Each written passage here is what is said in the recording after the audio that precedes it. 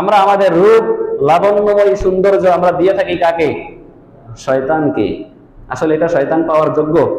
আমাদের বাংলাদেশে একটা ইউনিভার্সিটি আছে, নর্থ সাউথ ইউনিভার্সিটি, জানেন আপনারা? ঢাকাতে কয়েকদিন আগে কয়েকটা ভিডিও দেখলাম, বৃষ্টির মধ্যে সুন্দরী সুন্দরী আপারা আর সুন্দর সুন্দর স্মার্ট বয় তারা ডান্স করতেছে। কি করতেছে? বোনদের মাথায় ওড়না নাই, বোরখা পরা হইলেও তো তাও একটু বোঝা যাইতো যে নাকি সব ঢাকা, অথচ সব কি ওপেন। এই যে জীবন যৌবন, যখন কবর দুলাতে খুব সহজ, যখন পা নাড়াতে হাত নাড়াতে খুবই সহজ, মুখ থেকে যে কোনো শব্দ যে কোনো বাক্য উচ্চারণ করতে খুবই সহজ হয়, এই সময়টা তুমি কি করেছো? গান গেয়ে ডান্স করে শয়তানকে খুশি করেছো। আর আল্লাহকে সময়টা তুমি কখন দিলা?